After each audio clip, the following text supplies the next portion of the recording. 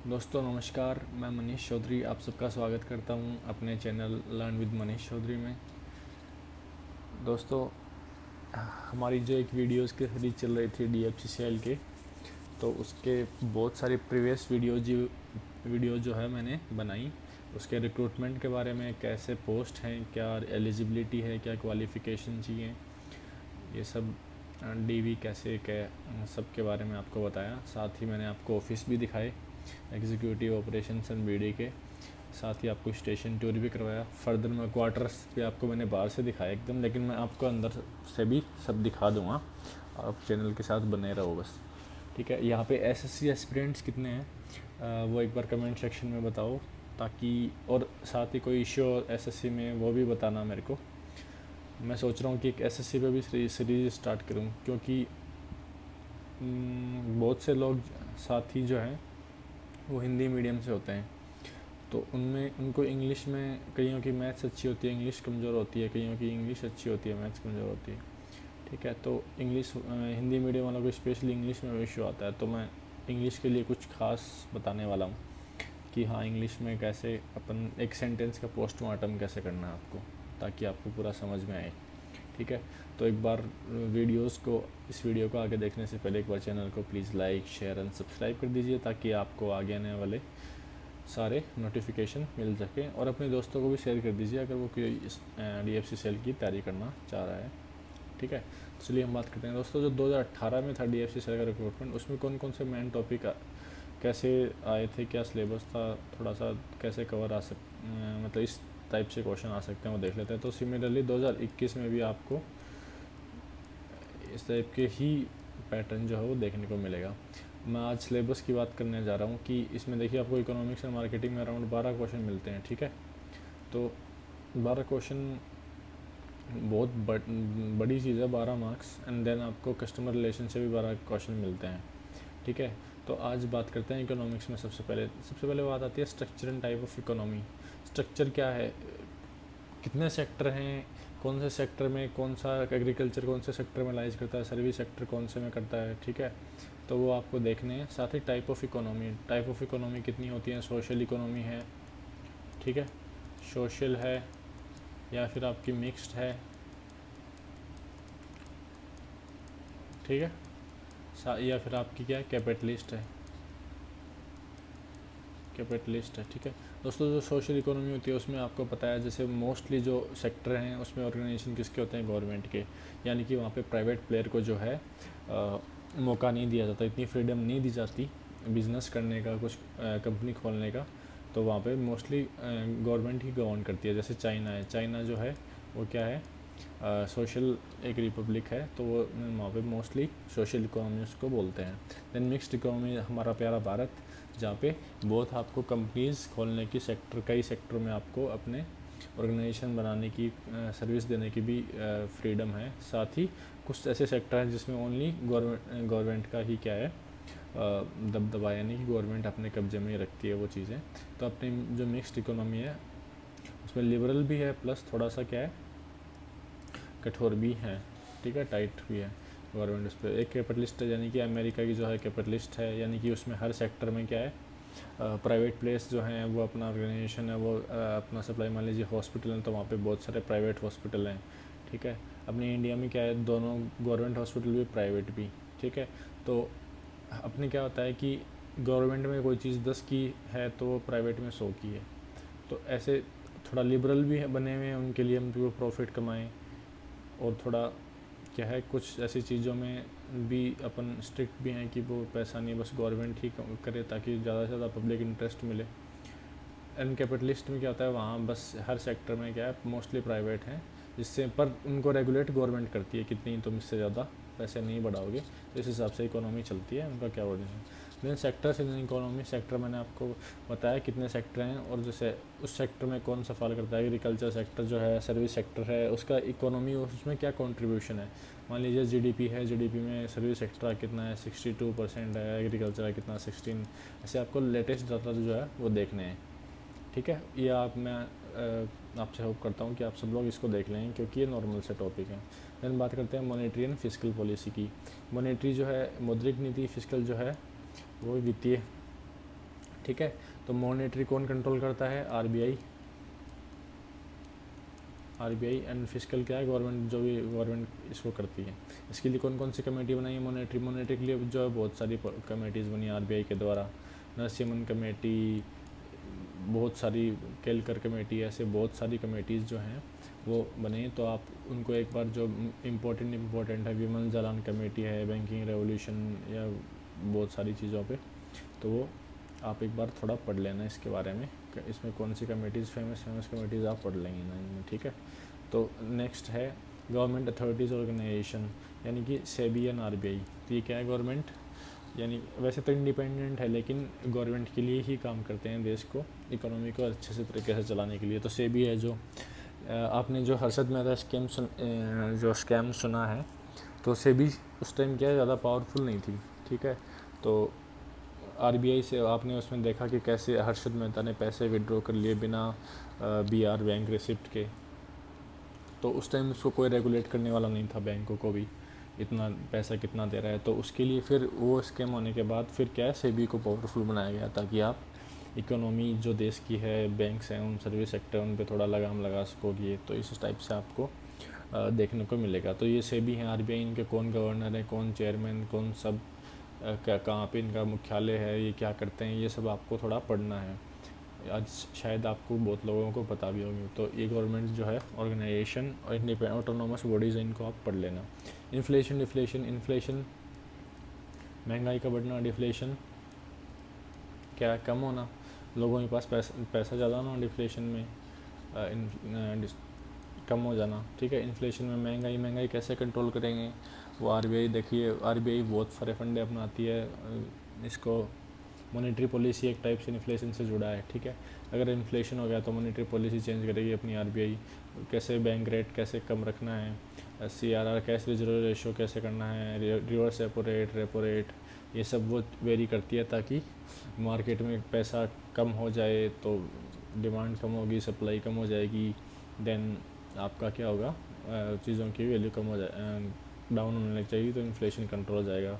Deflation, लोगों के पास पैसा नहीं है तो क्या करती है, थोड़ा बैंकों को रेपो रेट जो है वो कम कर देती है, ठीक है। इस टाइप से वो बैंकों को पैसा देती है तो पब्लिक के पास जाता है, तो क्या है, उनके पास पैसे आते हैं, वो चीज़ खरीदेंगे तो वो बैलेंस हो जाता है। देन अपन बात करेंगे 5 ईयर प्लान्स की एंड गवर्नमेंट स्कीम्स की। 5 ईयर प्लान्स जो है 1952 से जो 5 ईयर्स प्लान चलते हैं, उनका टारगेट क्या था, उनको कौन से सेक्टर को उन्होंने बूस्ट किया, ठीक है, उनको किसके द्वारा वो क्या है प्रिंसिपल था, एंड गवर्नमेंट स्कीम जो करंट में चल रही हैं, जैसे प्रधानमंत्री जन धन योजना है, या फिर जो कृषि निधि योजना है, इस टाइप से जो योजनाएं हैं जो कि इकोनॉमी से रिलेटेड हैं, उनको बूस्ट करने के लिए, ठीक है। आत्मनिर्भर भारत है जो 20 लाख करोड़ का पैकेज है, इस टाइप से जो है आपको पढ़ना है, वो आ सकते हैं, ठीक है। Then demand supply curve, price को how it varies, demand and supply का जो कर्व आपने पढ़ा होगा कि प्राइस बढ़ती है तो ऐसे डिमांड जो है वो कम होने लगती है, सप्लाई बढ़ाओगे तो इसमें क्या रिलेशन है, थोड़ा सा आपको वो भी पढ़ के जाना है। देन अब हम बजट की बात करेंगे। बजट में टोटल कितना बजट था, लेकिन इसमें थोड़ा सा आप फोकस रखना कि आप रेलवे की तरफ ज़्यादा देखो कि रेल को कितना बजट मिला है, कोई नई ट्रेन अलाउंस हुई है क्या, कोई और इंफ्रास्ट्रक्चर। अब देखिए जैसे DFCCL है, ये 2005 में, ठीक है, DFCCL भी 2005 के बजट में जो है वो अनाउंस हुआ था। उस टाइम जो लालू प्रसाद यादव जी थे, उन्होंने डेडिकेटेड फ्रेट कॉरिडोर का प्रपोज़ल दिया था कि अगर चाइना के पास, रशिया के पास अपना ट्रांसपोर्टेशन का इतना अच्छा सिस्टम है, वहाँ ट्रांसपोर्टेशन कॉस्ट कितनी लो है, तो हम क्यों नहीं एक डेडिकेटेड फ्रेट कॉरिडोर बनाते हैं। तो उन्होंने ये प्रपोज़ल दिया था। देन 2006 में DFCCL यानी dedicated freight corridor corporation of India limited का, DFCCL एक डेडिकेटेड फ्रेट कॉरिडोर्स की गवर्निंग बॉडी है जो इसको मेंटेन कंट्रोल करने का काम करती है। DFCCL जो है वो रेल इंफ्रास्ट्रक्चर का सबसे बड़ा प्रोजेक्ट है इंडिया का। अभी तक अराउंड 80 से 85,000 करोड़ रुपए जो है इन्वेस्ट हो चुके हैं 2 प्रोजेक्ट में, एंड कुछ कई लाखों करोड़ जो है अभी और इन्वेस्ट होने वाले हैं फ्यूचर में। तो इसलिए जो है ये एक अच्छा ऑर्गेनाइजेशन है, ठीक है। अभी नया नया बन रहा है तो अभी जॉब में भी कुछ प्रॉब्लम्स आ सकती हैं बहुत लोगों को, लेकिन मेरे को लगता है कि जैसे 2-3 साल होंगी तो एकदम अच्छा ऑर्गेनाइजेशन होने के बाद में उसमें फैसिलिटीज़ में भी और इम्प्रूवमेंट होता है। आपको जो कई रूरल स्टेशन हैं, मान लीजिए बहुत ही एकदम रूरल जगह पे हैं, उन पे भी फैसिलिटीज़ धीरे धीरे बनेंगी, सब होगा अकोमोडेट, तो इस हिसाब से आपका हो जाएगा। चलिए, ये बेसिकली इकोनॉमिक्स में ये सारी चीज़ें थी, ये आप एक बार कवर कर लेना, ठीक है। साथ ही साथ इकोनॉमिक्स में और कोई जो करंट डाटा हैं, ठीक है, रेपो रेट क्या है वो वगैरह भी मैं आपको बताऊंगा इसमें, ठीक है। तो जो मॉनेटरी पॉलिसी है इसमें जो repo rate I, reverse repo rate, CRR, SLR, मैं नेक्स्ट वीडियो में उसको इंक्लूड करूँगा, उसको डिटेल से पढ़ाएंगे थोड़ा सा, तो ये भी आप पढ़ लेना, ठीक है। देन बात करेंगे मार्केटिंग की, तो टाइप ऑफ मार्केट कितने होते हैं, ठीक है। उनमें मोनोपोलिस्टिक होता है, ठीक है, या ओलिगार्क वो होता है, या फिर सिंगल कॉम्पिटिटर है उसमें, या बहुत दो मिलके करा रहे हैं वो, इस टाइप की जो है मार्केट आपको पढ़ने पड़ेंगे। इसमें 2 टाइप के जो मार्केट है, कैपिटल और मनी मार्केट, वो भी आपको पढ़ना है।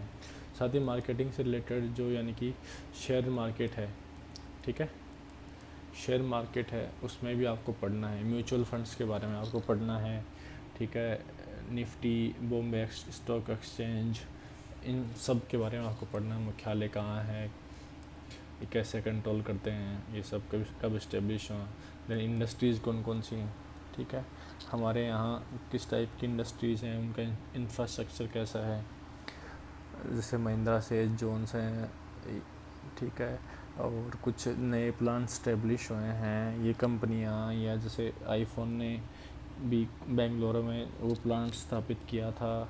अभी एलोन मस्क आया है, वो भी एक इंडस्ट्रियल टेस्ला लेके आ रहा है, तो वो एक टाइप से क्या है, बहुत सारी इंडस्ट्री आ रही हैं, ठीक है, मार्केटिंग के थ्रू उनको। तो इस जो भी इससे रिलेटेड आप थोड़ा पढ़ना। साथ ही MSME sector, micro small and medium enterprises sector जो है, और मेजर इंडस्ट्रीज हैं जैसे रिलायंस हो गई, ठीक है, एंड और आपको बहुत सारी इंडस्ट्री जो काम कर रही हैं, टाटा, इनका थोड़ा सा भी पढ़ना है। PSU जो है मेनली, इसमें PSUs का भी बहुत रोल है। PSUs में भी कौन सी, जो रेलवे से भी ज़्यादा रिलेटेड हैं, जैसे IRCTC हो गया आपका, राइट्स हो गया, कॉनकोर हो गया, इनके बारे में थोड़ा पढ़ना। साथ ही जो मेन IOCL, BPCL है, इनका BPCL का भी वो प्राइवेटाइजेशन करने पे है, तो उनका भी थोड़ा पढ़ लेना कैसे क्या है। तो इनमें DFC सेल भी आता है, ठीक है। देन कस्टमर रिलेशनशिप मैनेजमेंट, उसमें बेसिकली आपको मेनली टॉपिक मैंने देखे हैं, साथ में और मैं सर्च करता हूँ कि किससे क्वेश्चन बन सकते हैं। तो इसमें प्रिंसिपल ऑफ मैनेजमेंट देखना है आपको, क्या प्रिंसिपल है मैनेजमेंट का, और ऑर्गेनाइजेशन बिहेवियर कैसा होना चाहिए। DFC है तो उसका कैसा बिहेवियर है, उसका क्या एम टारगेट है अचीव करने का। ह्यूमन रिसोर्स मैनेजमेंट, ठीक है, HR डिपार्टमेंट होता है हर एक कंपनी में, हर ऑर्गेनाइजेशन में, जो क्या करता है उसके फंड्स को लेके हो, चाहे प्रमोशन पॉलिसीज़ को हो, लाइफ एक्सपेक्टेंसी हो, उन सबको ये चीज़ मैनेज करता है। रिसर्च मेथड कितने हैं, बेटर मैनेजमेंट के लिए कितने टाइप के रिसर्च मेथड हैं, ठीक है, वो कैसे वर्क करते हैं, कैसे कंपनी में इम्प्लांट करते हैं। ऑपरेशनल मैनेजमेंट आपको देखना होगा। साथ ही कस्टमर रिटेंशन वैल्यू होता है कि कस्टमर आपको, मान लीजिए कितने कस्टमर एक चीज़ को सब्सक्राइब कर रहे हैं। मान लीजिए मेरा चैनल 2000 लोगों ने किया सब्सक्राइब, ठीक है, उसमें से कितने लोग ऐसे हैं जो वीडियो देखने वाले हैं, 1500 हैं, तो आगे आने वाले मान लीजिए दिनों में 1 लाख होते हैं, उसमें 70,000 होते हैं। तो उसमें से क्या रिटेंशन वैल्यू काउंट होती है कि कितने कस्टमर जो है वो कंटिन्यू रख पा रही है कंपनी। इस टाइप से आपको CRM के कुछ कस्टमर रिलेशनशिप के कुछ मेजरमेंट भी हैं, कुछ वैल्यू होती हैं जो आपको मेजरमेंट टूल्स होते हैं, वो भी आपको कंप्लीट डिस्कस करना है। तो दोस्तों मैंने ये आपको ओवरव्यू दिया है, तो आप एक बार इस टाइप से इनको पढ़ लेना। ये बहुत ही लाइटफुल मैंने आपको टॉपिक बताए हैं जो बेसिकली एग्ज़ाम में आते हैं। आप एक बार इनको पढ़ लेना। मैं नेक्स्ट वीडियो कोशिश करता हूँ जब भी टाइम मिलेगा मैं आपको एक एक टॉपिक पे थोड़ा ओवरव्यू दे दूँ, ताकि आपको एग्ज़ाम में हेल्प हो जाए। और DFCCL की कुछ बुक्स जो हैं वो अमेज़न पे इन पे अवेलेबल भी हैं, तो वो आप बुक्स एक बार देख लेना। वैसे वैकेंसी नहीं है तो नहीं मिल पाती, लेकिन आप एक बार चेक कर लेना, उनमें से कुछ ख़रीद के उसका रेटिंग उस हिसाब से देना सब लोगों को। कोई ख़रीदे तो वो दूसरों को बताए कि वो कैसे पढ़ने में है। ठीक है, आप एक बार इन सब को पढ़ना, मैं नेक्स्ट वीडियोस बना दूँगा। आपकी जो भी क्वेरीज़ हैं वो कमेंट सेक्शन में डाल दीजिए, एंड फर्दर आप मेरे को सोशल मीडिया पे भी इनको सेंड कर सकते हैं। मैं डिस्क्रिप्शन में लिंक दे दूँगा, आप मेरे को मैसेज कर देना। So guys, thank you so much for your time and for being with me. Stay healthy, stay safe, mask पहने और बार बार हाथों को धोएं और बिना बात के घर से नहीं निकलें, क्योंकि जो काम से निकल रहे हैं वो भी नहीं बच पा रहे, तो आप बिना बात के निकलोगे तो आप कैसे बचोगे। ठीक है, तो सबका ख्याल रखें। Thank you so much.